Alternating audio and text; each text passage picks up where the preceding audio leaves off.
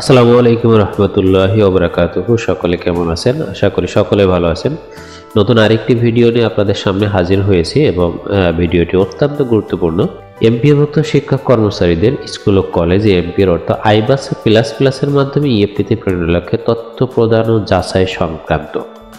সুতরাং ব্যাপারটি খুবই গুরুত্বপূর্ণ এবং নোটিশটি প্রকাশ করা হয়েছে আজ 28শে নভেম্বর 2024। চলুন তাহলে আমরা একটু দেখি এখানে কি কি রয়েছে।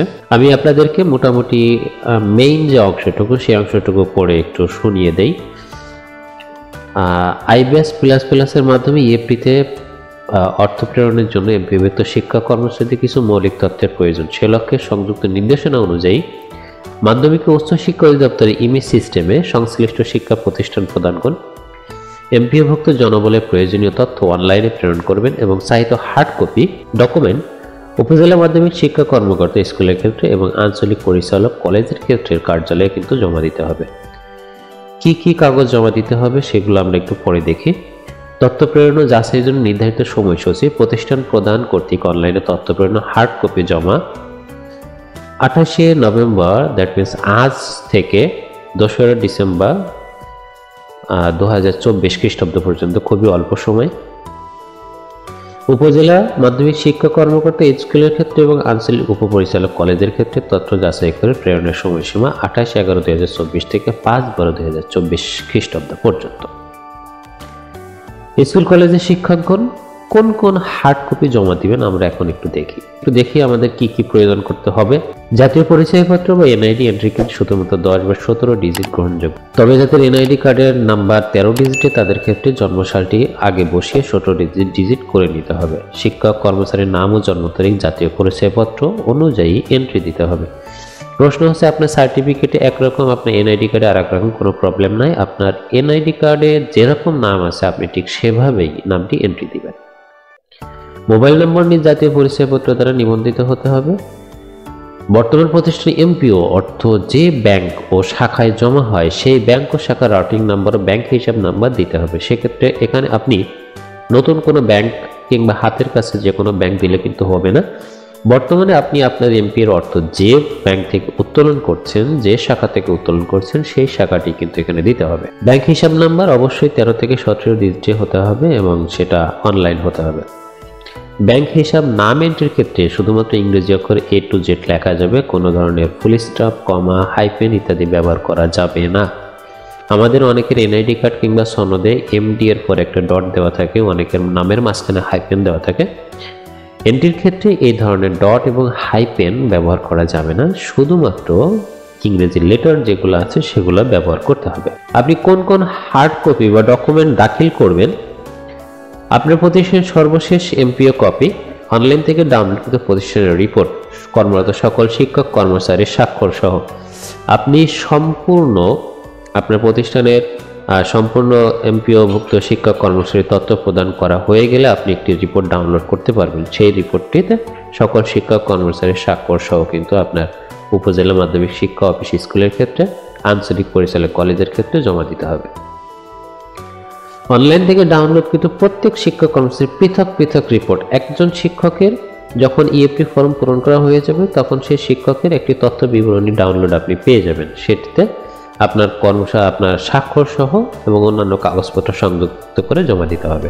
শিক্ষক কর্মচারীর জাতীয় পরিচয়পত্র এনআইডি এর ফটোকপি, প্রত্যেক শিক্ষক কর্মচারীর ব্যাংক চেকের কভার পাতার ফটোকপি এবং দুইটি অংশই প্রতিষ্ঠান প্রদান কর্তৃক সত্যায়িত হতে হবে।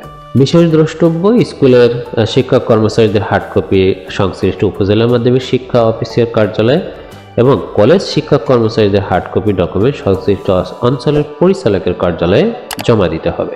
এখন চলুন আপনারা আবেদন কিভাবে করবেন সেটা আমরা একটু দেখি। আবেদনটি অবশ্যই প্রতিষ্ঠান প্রদানের ইউজার আইডি এবং পাসওয়ার্ড প্রদান করার মাধ্যমেই কিন্তু সম্পন্ন করতে হবে, যার কারণে আপনি প্রথমে image.gov.bd সাইটে ওপেন করবেন। ওপেন করে এমপিওইএফটিতে ক্লিক করলে একটা লগ ইন পেজ আসবে। লগ ইন পেজে প্রতিষ্ঠান প্রদানের ইউজার আইডি এবং পাসওয়ার্ড দিয়ে লগ ইন করবেন। লগ ইন করলে আপনার সামনে এরকম একটি ইন্টারফেস আসবে, যেখানে আপনি সর্বশেষ কর্নারে রাউটিং নাম্বার লেখার একটি জায়গা খুঁজে পাবেন। রাউটিং নাম্বার এখানে যে সার্চ বক্স রয়েছে এখানে সার্চ দিলে আপনি যে ব্যাংক থেকে টাকা উত্তোলন করছেন আপনার সেই জেলার সেই ব্যাংকের যতগুলি শাখা আছে প্রত্যেকটি শাখার রাউটিং নাম্বার প্রদর্শিত হবে। এই রাউটিং নাম্বার থেকে আপনার কাঙ্ক্ষিত রাউটিং নাম্বারটি সিলেক্ট করে আপনি সেভ বাটনে ক্লিক করবেন। সেভ বাটনে ক্লিক করলে আপনার প্রতিষ্ঠানে কর্মরত সকল তথ্য, এমপিওভুক্ত শিক্ষক কর্মচারীর সকল তথ্য এখানে প্রদর্শিত হবে। এরপর আপনি কি করবেন, এমপিওভুক্ত শিক্ষক কর্মচারী এই যে চিহ্নটি দেখতে পাচ্ছেন এটা হচ্ছে এডিট বাটন, এইখানে আপনি ক্লিক করবেন। ক্লিক করলে আপনার সেই শিক্ষক বা কর্মচারীর তথ্য আপনার সামনে কিন্তু এই রকম করে হাজির হয়ে যাবে। সর্বপ্রথম আপনাকে নির্ধারণ করতে হবে যে শিক্ষক কর্মচারীর তথ্যকে আপনি সম্পাদনা করতে চান তার বর্তমান অবস্থা কি, তিনি কি কর্মরত, পদত্যাগকৃত, মৃত, অস্তিত্ব নয়, সরকারিকৃত। একটু বলে নিই, কর্মরত দ্যাট মিনস এখনও কর্মরত রয়েছেন, কোনো রকম তার বেতন বন্ধ নাই, স্থগিত হয় নাই মামলাজনিত কারণে। পদত্যাগকৃত কিংবা মৃত এই দুইটা হচ্ছে একই রকম, পদত্যাগ করেছেন অথবা মারা গিয়েছেন কিন্তু আপনার এমপিও কপিতে এখনও তার নামটি রয়ে গেছে, আপনি ইন্ডেক্স করেননি, সেই ক্ষেত্রে তাদের পদত্যাগপত্র করে সেভ দিয়ে দেবেন। সো যিনি কর্মরত রয়েছেন তাকে কর্মরত সিলেক্ট করে আপনি যখন সেভ দিবেন তখন তার আন্ডারে এরকম একটি ড্রপ ডাউনে এরকম একটি ইন্টারফেস আপনি খুঁজে পাবেন। সো এখান থেকে আপনার বাম পাশের যে কলামটি রয়েছে এই কলামে এমপিও শিটে বিদ্যমান যে তথ্য রয়েছে বর্তমানে সেই তথ্যগুলো প্রদর্শিত হবে এবং ঠিক ডান পাশে সংশোধিত বা হালনাগাদকৃত যে তথ্য আপনি দিতে চান সেই তথ্যগুলো আপনাকে নিজ হাতে পূরণ করতে হবে।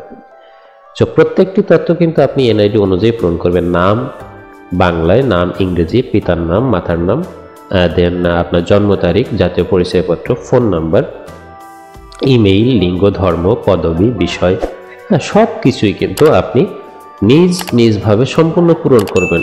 একমাত্র সম্পূর্ণ পূরণ করার পরে এই আপডেট বাটনটি কিন্তু অ্যাক্টিভ হবে।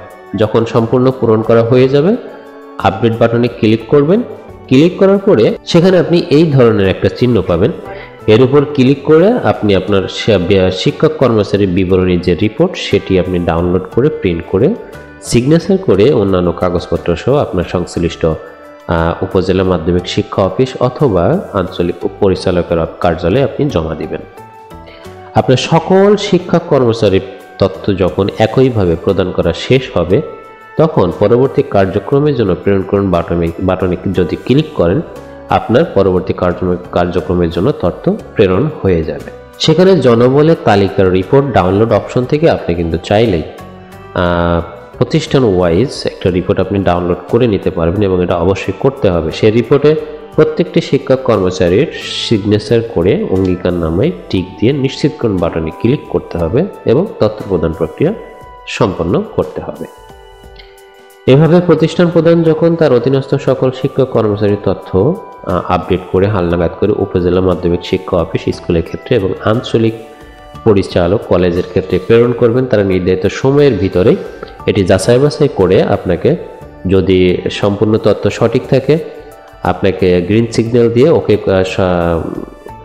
ইয়েস করে দিবেন। যদি অসম্পূর্ণ তথ্য থেকে থাকে সেক্ষেত্রে পুনরায় প্রতিষ্ঠান প্রধানের নিকট ব্যাক দিবেন অধিকতর সংশোধনের জন্য। সো বাংলাদেশি ইতিহাসে বেসরকারি এমপিওভুক্ত মাধ্যমিক শিক্ষা কর্মচারীদের জন্য এটি একটি মাইল ফলক বলে আমি মনে করি। আস্তে আস্তে অন্যান্য যে সুযোগ সুবিধাগুলো রয়েছে যেগুলো আমরা দাবি করে আসছি আস্তে আস্তে সেগুলো পূরণ হবে এই আশাবাদ আমি ব্যক্ত করি। সকলে ভালো থাকবেন, সুস্থ থাকবেন। আসসালামু আলাইকুম।